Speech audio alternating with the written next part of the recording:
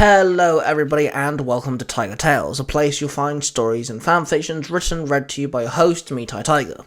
However, today we're diving into Storytime with Cosplay Dude 637, a sub-series on this channel where my parabatai, best friend and business partner, Cosplay Dude 637, is presenting his fanfictions. Now, Storytime with Cosplay Dude 637 was a podcast, and one day it still could possibly be a podcast, but Cosplay Dude wasn't exactly very happy with the way things were going, so I offered to put Cosplay Dude's Storytime projects onto this channel. So today we're diving back into Sword Art Online, Dark Forest, a fanfiction about Sword Art Online. Now, I'm not going to sit here for much longer and ramble on, I'll just let Cosplay Dude tell the story. Sword Art Online, Dark Forest. Chapter 2, The Cold Truth. As we all looked into the forest, no light came from it at all. It's really dark in there. Asuna says, "I don't like this, something feels off about this place." Klein adds, "Rune looked at me, then back at the woods." He then draws his spear and slow sticks it into the forest. As the tip of the spear hits the darkness, it seems to completely vanish. "It's cold." Rune says, "What do you mean?" I ask. "The spear, it feels cold, almost like it's frozen." Rune replies, but right as he finishes his sentence, the spear and him are pulled into the darkness. "What just happened?" Leafa shouts. "I don't know," I say, drawing my two swords. "Big brother, what are you doing?" Leafa asks, grabbing my arm. "Leafa, we can't just leave him in there," Asuna says, laying her hand on Leafa's shoulder. Leafa lets go of my arm and draws her own sword. Klein and Asuna also draw their swords. Yui popped up out of my pocket. "Daddy, I have no data on this place. We will be going in blind," she says.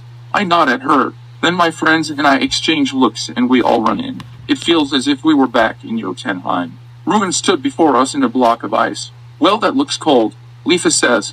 Ruin moves his eyes. "Well, at least he is alive in there." Asuna says, "Klein, can you get him free without killing him?" I ask. Klein smiles and starts speaking in a fairy language. As soon as he finishes speaking, a small fire starts up, melting the ice. Ruin shakes off the water like a cat. "Man, that was cold," Ruin says, shivering.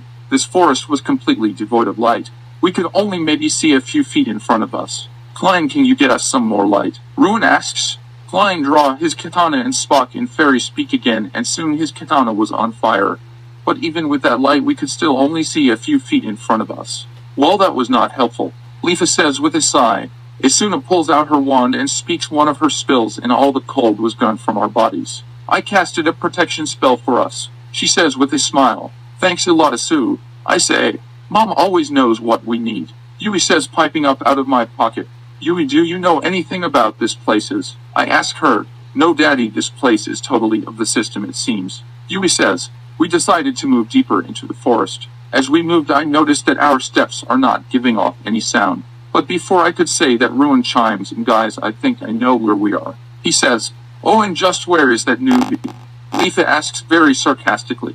"This is the Forest of Silence. If the legend is right, the wolf Fenrir is said to be in this forest," Ruin explains. "Like the god killer wolf Fenrir?" Klein asks. We all were a bit taken back with this coming from Klein. Normal, he has no clue what's going on. "That's the one," Ruin says. "Do we keep going our turn back now?" I ask the group.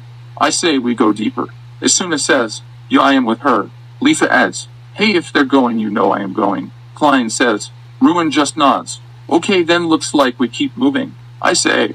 As we make our way deeper into this forest, I start to hear something. No, something following us. The others seem to not hear it, or they're just not reacting to it. Finally, we make it to what has to be the center of this forest. The non-sound under our feet has changed from a swift sound of walking on the grass to a hard sound of walking on stone. "Guys, I think we are walking on something different now," Leafa says. Klein moves his fire sword down to the ground, and sure enough, we are standing on a huge stone floor with the shape of a dragon on it. Also, there's some words written there. They look to be Nordic runes. "Hey, there's some kind of writing," I say. "Oh yeah, that's Nordic," it says. "Open." Ruin spots off before anyone could stop him. All of a sudden, the image of the dragon's mouth opened, and a beam of blinding light stowed up to the sky, bathing this once dark forest in waves of light. Once our eyes were able to adjust to the light, we saw that we were surrounded by a pack of wolves. Not normal wolves, though. This were the size of a horse. Then we noticed in the center of the pillar of light studs a man dressed in green, an evil smirk on his face. "So the land of fairies is it?" The man sighed and just disappeared. "Guys, I think that was Loki, the Norse god of mischief," Ruin says as the light disappointed and we all were plunged back in the dark other than flying little light from his burning sword. Daddy, we got trouble. I'm reading a pack of wolves. No, 2, 3 pack of wolves. They're all around us. Yui says in fear. Guys, we need to get out of the woods. Leafa shouts. Klein, can you light this place up better? Ruin asks.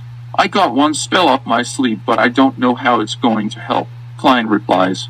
I nod at Klein. Klein starts to speak in fairy tongue and words starts to form around him. Everyone get ready to run. I shouts. As Klein finishes his spill, a large blast of fire spreads out and covers the whole forest and lights up the woods. Run, Isuna shouts. Everyone takes off running. Klein, Ruin and myself took up the rear. As we all make our way out of the woods following the wave of fire, slow a small light comes into view. There is the way out. Yui shouts. 2 wolves jump in front of that light. I run up in front of the team and draw both my swords. This will get everyone out no matter what. I shout and attack the 2 wolves. I am able to cut one down with Excalibur easily, but the other jumps out of the way. Before I was able to attack the other one, a spear came flying past me. I spin around and see Ruin standing next to me as the others ran out of the woods. Before Ruin and I were able to get out, 2 more wolves jumped in front of the exit. Now what? Ruin asked, picking up his spear. Just then there was a loud wolf howl. Okay, what is that? Ruin asked as the ground starts to shake. I don't like this, I replied as a huge wolf walks up. This monster was huge, 10 times the normal size. Now that's big, Ruin says. He was not kidding, this wolf was monstrous. I say it had to be the boss. Hold on, it's a boss, look for the name tag. I shout. We both look up over its head where a green arrow showed the name Fenrir. I know who this is, it's the god-killing wolf. Ruin shouts. Look at the life on him, 4 bars. Killing him is not going to be easy, I say, dropping into my fighting stance. This story was written and read to you by Cosplay Dude 637 as a part of the Storytime section on Tiger Tales. Make sure you check out the brand new playlist titled Storytime with Cosplay Dude 637 to see all of the stories that Cosplay Dude is putting on the channel. Now, on with the outro. This podcast is a production of the 3 Ranger Bros Studios, in association with Zio to Hero, the podcast. Thank you very much for listening to this chapter. If you want to hear more fanfictions and storylines, I have plenty of other Tiger Tales channels that you guys should be checking out. I'm going to give you a list of all of them. There's Tiger Tales, the channel that started it all. There's Tiger Tales The Lost Stories, a channel dedicated to storylines with the first person view. Tiger Tales Game Over, a channel dedicated to video game storylines. Tiger Tales X, official crossover fanfictions on this channel.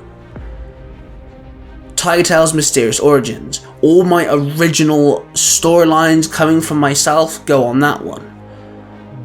Then you have Tiger Tales One-Offs, a Tiger Tales channel dedicated to one-off storylines that have no continuation. We've also now expanded to podcasts, so make sure you check out everywhere you can listen to your podcast, the Fiction Fighters podcast, where you'll find a storyline called the Fiction Fighters, where fiction is power. I want to use this moment to thank all my supporters and the partners of Tiger Tales. First off, make sure you check out Cosplay Dude 637. I'm going to give you a quick rundown of all the places you can find him and where you can listen to his fanfictions. First off, there's Power Rangers Universe 19, a podcast dedicated to Power Rangers and Kamen Rider storylines. You'll also find a few of my stories on there too. Then, you also got Sailor Moon E, a Sailor Moon dedicated podcast storyline. Then you have The Order. Cosplay Dude 637's original storyline goes on this podcast. Then you have the One Piece audio drama YouTube channel, an audio drama dedicated to One Piece. Then you have Nostalgia Time, a YouTube channel dedicated to all fanfictions and storylines that are meant to make you feel nostalgic. You also have Marvel Universe 19, where you'll find Marvel related fanfictions. You can also find some of my storylines there too. Now, of course, me and Cosplay Dude 637 are part of a studio called the 3 Ranger Bros Studios, so I'd like to mention the third member, Mark the Red Cornish Ranger and his podcast, Naruto Comics, where he adapts comic books into audio dramas, and you can also find his original Power Ranger storylines there as well. A quick shout out to a few of my supporters. We have the If You Give a Dad a Podcast host, Jared. Make sure you check out his podcast. He interviews some amazing guests. The Zero to Hero podcast, the Bulk and Scholar podcasting, Billy and Jim, of course, have been there since the get-go. So make sure you check out the Zero to Hero podcast. Some of my stories wouldn't be here without the Author's Crown YouTube channel's host, A Crown. So make sure you check out the Author's Crown YouTube channel with his fanfictions there. Now, if you'd like to hear me interview content creators about their content, or geek about specific topics with a bunch of geeks, make sure you check out the Tiger Nexus podcast. My podcast can be found everywhere you can find your podcast, and we have a great time. We usually upload on Mondays. Now, of course, make sure you check out the links down below. It'll lead you to some of my other channels. I game on YouTube, I do artwork on YouTube, and I like to talk about movies, TV shows, and comic books on YouTube. So make sure you go check out the other channels. A huge thank you to everyone watching. Hit that like button, subscribe if you're new, and of course hit that notification bell so you don't miss another chapter. Roar of passion, everybody, and I shall see you guys in the next one. That before we can... Don't touch my Pringles.